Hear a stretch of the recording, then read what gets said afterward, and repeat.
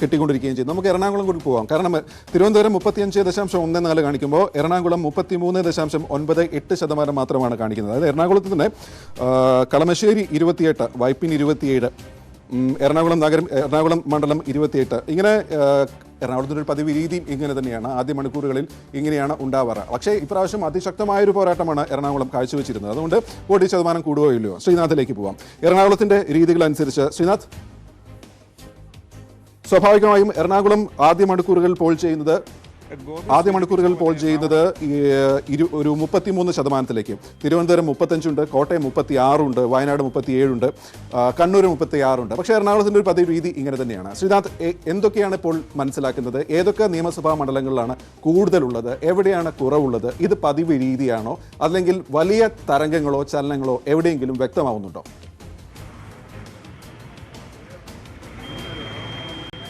ഗോപി സൂചിപ്പിച്ച പോലെ എറണാകുളത്തിൻ്റെ ഒരു പൊതു സ്വഭാവം ഇതുതന്നെയാണ്. ഇപ്പോൾ 33.98%, അതായത് 34% എന്ന് നമുക്ക് പറയാം.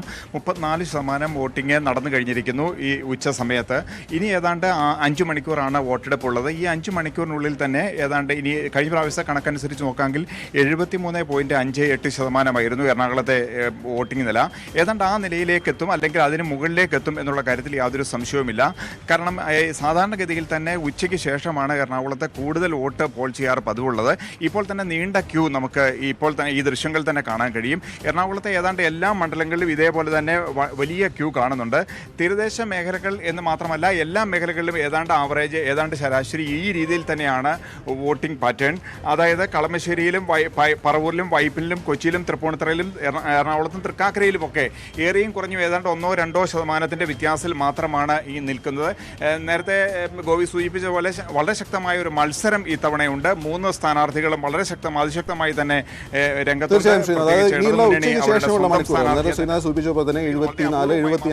സാധാരണ എറണാകുളം പോവാറ്. അതിലേക്ക് മുകളിൽ പോകുമ്പോൾ എന്നുള്ളത് ഉച്ചയ്ക്ക് ശേഷമുള്ള മണിക്കൂറുകളാണ് നിർണായകമാവുക.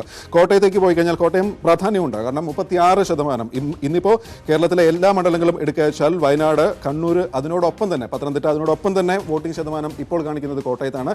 കോട്ടയത്തിന്റെ നിയമസഭാ മണ്ഡലങ്ങളെ വേർതിരിച്ച് പറയാൻ ശ്രീജിത്ത് കൂടി ചേരുന്നു. ശ്രീജിത്ത്, എവിടെയൊക്കെയാണ് ഏറ്റവും കൂടുതലുള്ളത്, ഈ ഘട്ടത്തിൽ ഏറ്റവും കുറവുള്ളത്? അത് ഏതെങ്കിലും ട്രെൻഡിന്റെ സൂചനയാണോ? ശ്രീജിത്തിന്റെ ഒരു നിരീക്ഷണങ്ങൾ.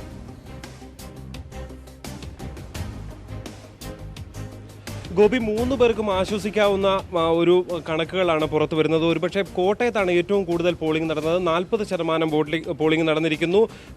തൊട്ടപ്പുറത്ത് ഒരുപക്ഷെ ഇടതുകോട്ട എന്ന് വിശേഷിപ്പിക്കാവുന്ന വൈക്കത്ത് 39%, ഏറ്റുമാനൂരിൽ 38%. പക്ഷേ എടുത്തു പറയാവുന്നത് കേരള കോൺഗ്രസിൻ്റെയൊക്കെ ശക്തിദുർഗമായ കടുത്തുരുത്തിയിൽ 37.52%, പാലയിൽ 37.43%, പിറവത്ത് 33.73%.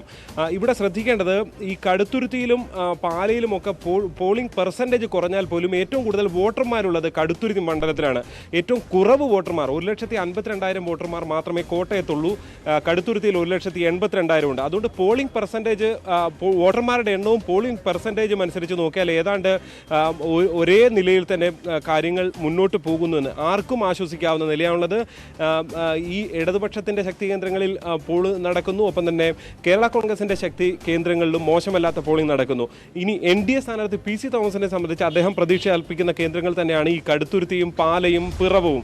അവിടെയും വലിയ തരക്കേടില്ലാത്ത പോളിംഗ് അവരും പ്രതീക്ഷ വെക്കുന്ന ഘടകം തന്നെയാണ് എന്ന കാര്യത്തിൽ യാതൊരു സംശയവുമില്ല. ഏറ്റവും എടുത്തു പറയേണ്ടത് ഗോപി സൂചിപ്പിച്ചിരിക്കുന്ന കണക്ക് പ്രകാരവും ഇവിടെ ലഭിക്കുന്ന കണക്ക് പ്രകാരം, ഇപ്പോൾ അനൗദ്യോഗികമായി ലഭിക്കുന്ന കണക്ക് പ്രകാരം 38% കഴിഞ്ഞിരിക്കുന്നു. ഏതാണ്ട് 12:45 എത്തുമ്പോഴുള്ള കണക്ക്. അതായത് സംസ്ഥാനത്ത് 2ാം സ്ഥാനത്തേക്കാണ് പോളിംഗ് ശതമാനം കോട്ടയത്ത് എത്തിയിരിക്കുന്നത്. ഏതായാലും കോട്ടയം അതിശക്തമായ പോരാട്ടം നടത്തിയതിന്റെ ചിത്രമാണ് ഇപ്പോൾ പോളിംഗ് ബൂത്തിൽ നിന്ന് വ്യക്തമാവുന്നത്. ശ്രീജിത്ത് സൂചിപ്പിച്ച പോലെയാണെങ്കിൽ കോട്ടയം 2ാം സ്ഥാനത്തേക്ക് കടക്കുന്നു ഈ മണിക്കൂറുകളിൽ പോളിംഗിൽ. ഏതായാലും വരും മണിക്കൂറുകൾ ഏറ്റവും നിർണായകമാണ്. ഇനിയുള്ള ഉച്ചയ്ക്ക് ശേഷമുള്ള മണിക്കൂറുകളാണ് ബാക്കിയുള്ള വോട്ടുകൾ പരമാവധി പോൾ ചെയ്യിപ്പിക്കുക എന്നുള്ള മുന്നണികളുടെ തന്ത്രവും വിജയവും.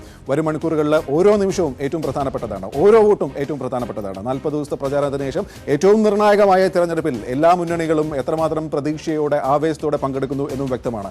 ജനങ്ങൾ അതിലേറെ ആവേശത്തോടെ ജനാധിപത്യത്തിന്റെ ഈ വലിയ ഉത്സവത്തിൽ തന്റെ ചൂണ്ടുവിരൽ ഇന്ത്യയുടെ ഭാവി നിർണ്ണയിക്കും എന്ന തീരുമാനത്തോടുകൂടി ജനങ്ങൾ ഉറപ്പായും ബൂത്തിലേക്ക് എത്തിക്കൊണ്ടിരിക്കുന്നു. കേരളത്തിൽ ഒരു 80% മുകളിലേക്ക് പോകാനുള്ള സാധ്യത ഈ ഘട്ടത്തിൽ 100% വ്യക്തമായി തന്നെ പറയാം. അതുകൊണ്ട് തന്നെ പറയാം, കേരളം ശക്തമായ പോളിംഗിലേക്ക് കടക്കുന്നു. ജനാധിപത്യ ബോധമുള്ള ജനത ബൂത്തുകളിലേക്ക് ഇരച്ചു വരുന്നു. അവർ തീരുമാനിക്കുന്നു. തീരുമാനം എന്തുമാവട്ടെ, അവർ തീരുമാനിക്കുന്നു. ഈ മണിക്കൂറുകളിൽ കേരളം വളരെ കൃത്യമായി തെരഞ്ഞെടുപ്പിനോട്